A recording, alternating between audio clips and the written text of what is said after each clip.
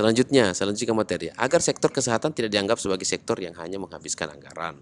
Artinya apa? Bahwa dalam ini saya contohkan saja kesehatannya, tidak menghabiskan sektor yang menghabiskan anggaran. Tidak bisa kita. Nah, walaupun saya selama ini saya selaku dosen, selaku juga saya konsultan hukum, konsultan pemerintah daerah menjalankan biasanya peraturan-peraturan daerah ke bidang kesehatan.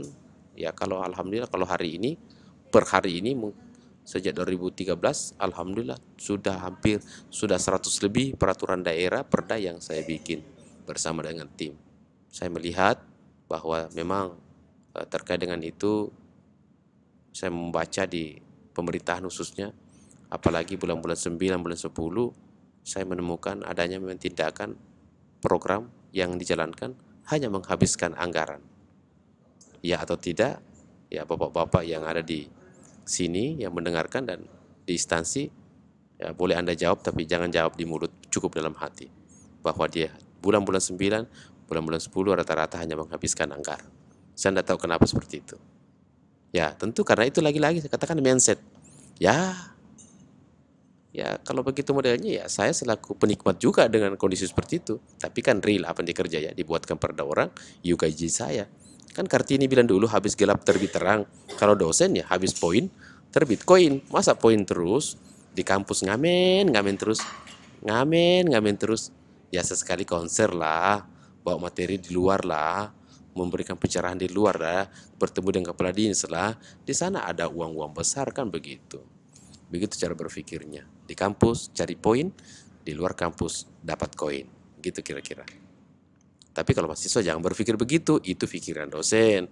Jangan sampai ada datang di sini juga cari poin, di luar juga cari koin. Jangan seperti itu. Agar sektor kesehatan tidak dijadikan sebagai penghasil PAD, pendapatan asli daerah. Kemudian implementasi dari Hall of All. Itu yang advokasi pada aspek pembangunan kesehatan.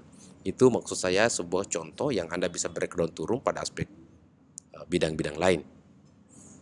Nah, terus selanjutnya adalah teknik dan metode advokasi. Tentu biasanya Bapak Ibu sekalian kalau Anda melihat dalam konteks kegiatan, biasanya kita menemukan suatu kegiatan-kegiatan dalam bentuk lobby politik. Tadi saya katakan ada lobby politik, ada juga Anda melakukan dalam bentuk seminar, itu merupakan metode advokasi. Seminar supaya misalnya seminar, contoh seminar misalnya, ada seminar tentang bagaimana seminar tentang flu burung atau seminar tentang penyakit baru katakanlah corona, itu merupakan tindakan-tindakan yang sifatnya dilakukan sebagai bentuk advokasi. Berdebat di media, misalnya contoh kalau Anda melihat di Indonesia Lions Club ada perdebatan negara, perdebatan hukum, persoalan corona, persoalan apa dan itu diperdebatkan. Itu merupakan sebuah metode advokasi. Ingat, satu kali orang ngomong di media itu bisa mengubah keadaan kebijakan yang ada di bawah. Ya, dialog, tentu negosiasi, tentu dialog pada orang tertentu, ya negosiasi, melakukan sebuah tindakan negosiasi dengan pihak-pihak tertentu. Petisi itu merupakan advokasi. Maaf, saya minum dulu ya.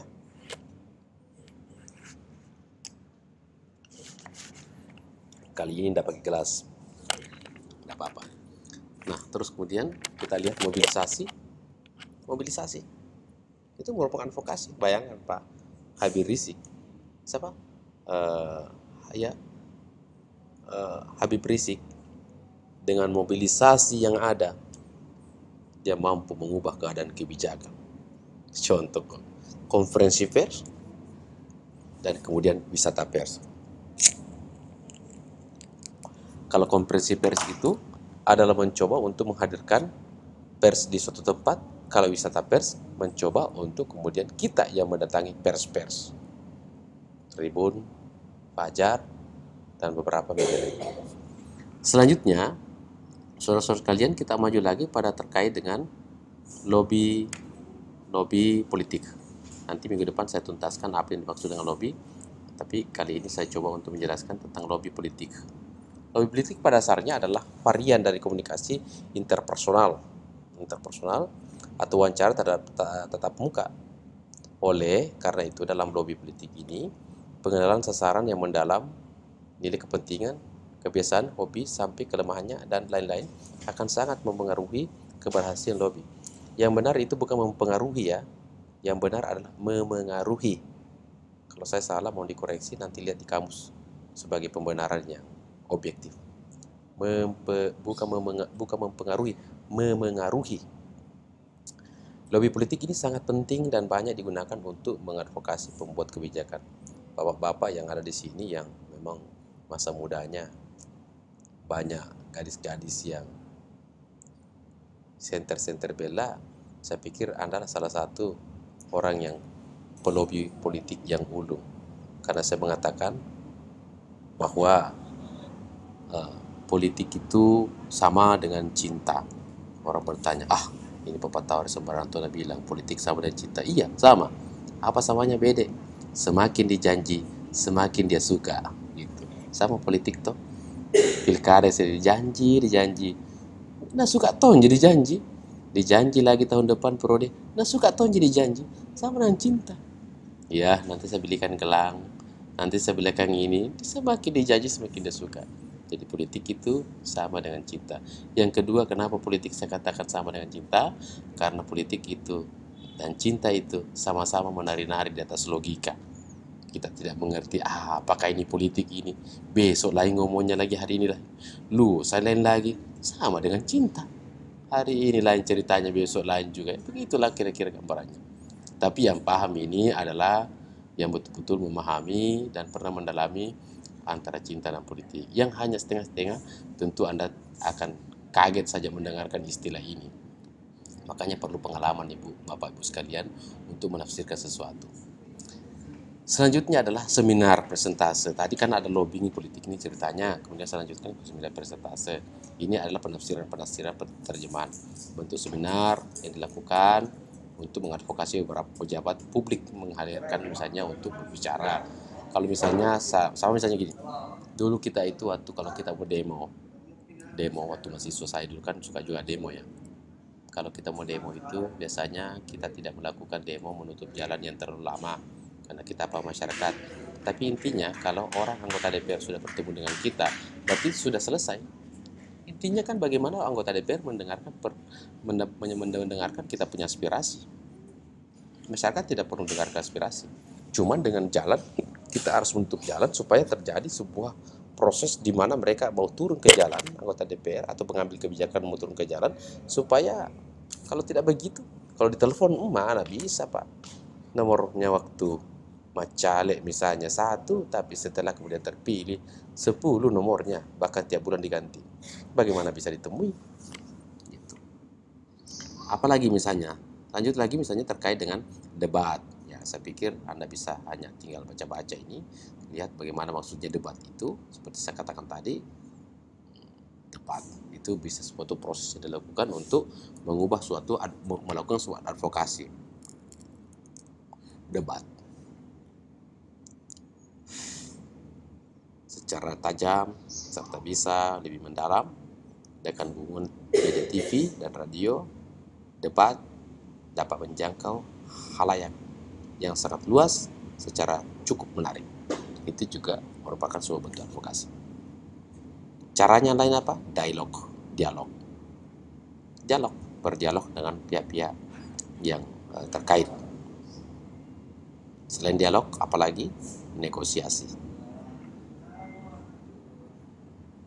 Ini Anda bisa lihat, Anda bisa baca teknik advokasi yang dimaksud untuk menghasilkan kesepakatan, negosiasi, petisi yang seperti saya gambarkan tadi. Resolusi merupakan salah satu teknik advokasi dengan membuat pernyataan tertulis, petisi, atau resolusi. Itu juga bisa mengubah kebijakan. Dialog, negosiasi, petisi. Sebelumnya tadi apa? Debat. Sebelumnya lagi apa? Lobby, presentasi. Lanjut lagi. Apalagi? Mobilisasi. Bisa Anda perhatikan. Itulah cara-cara yang bisa kita lakukan dalam melakukan suatu advokasi. Maksudnya kalau ada anggaran Anda tidak turun-turun dari DPR, Anda sudah buat RAB, Anda sudah buat renstrasnya, ya lakukanlah ini. Anda di instansi pemerintah, apalagi utamanya, sudah kita lakukan negosiasi, sudah kita lakukan kegiatan-kegiatan, tapi anggaran tidak turun. Coba lakukan ini yang namanya mobilisasi. Ya tentu ini harus dilakukan oleh kelompok-kelompok juga pimpinan. Kalau tidak bisa negosiasi, mobilisasi ya. Kita konferensi pers, mobilisasi itu kan seperti demo. Apapun contohnya, demo itu ketika misalnya buruh tidak naik gajinya, kan demo mereka.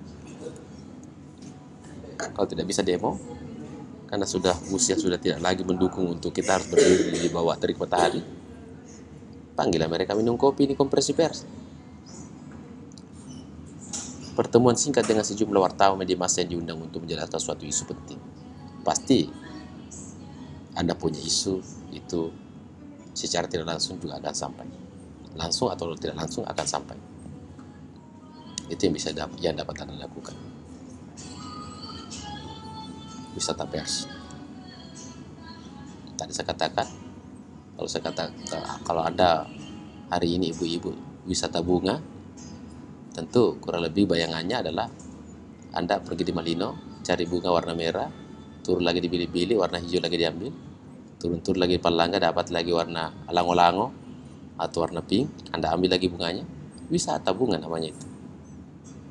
Tapi jangan pernah berpikir dengan mengambil banyak bunga itu kemudian mengubah kebijakan, enggak.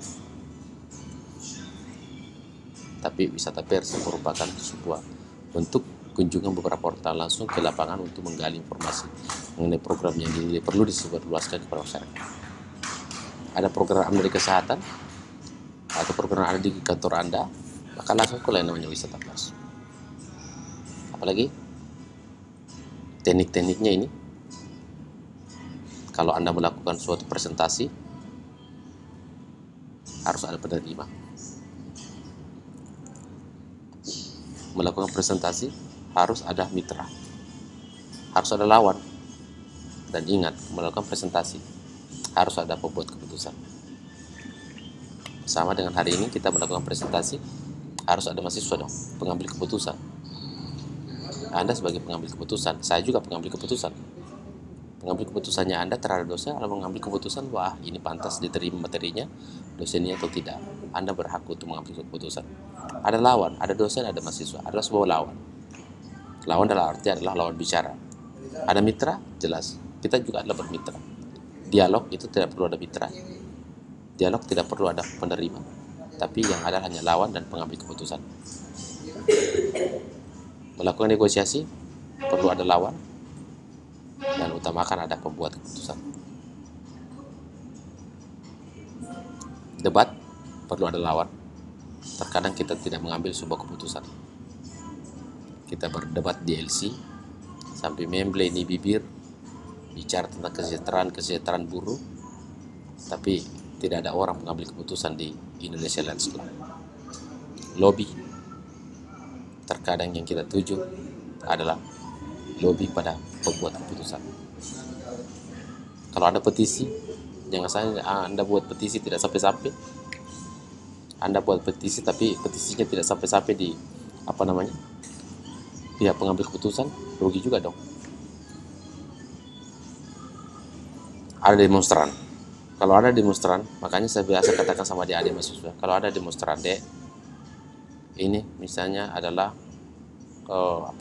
undang-undang cipta kerja atau undang-undang tentang Omnibus Law. Pengambil keputusan itu DPR, oke. Tapi Anda mendemo kiri kanan, sebenarnya DPR tidak goyah. Maka lakukan upaya untuk mendatangi namanya MK, Mahkamah Konstitusi. Mereka adalah pembuat keputusan. Mereka bisa memutuskan undang-undang berlaku atau tidak di kemudian hari. Yang namanya judicial review. Kalau Anda hanya turun di jalan, takkan mungkin. Harus Anda bertemu dengan pembuat keputusan. Kalau di jalan terus biar 100 tahun, Anda turun di jalan sampai hangus di jalan. Tapi kalau pembuat keputusan tidak mau berubah, maka tentu advokasi yang Anda lakukan juga itu akan gagal. Oke. Selanjutnya, terima kasih.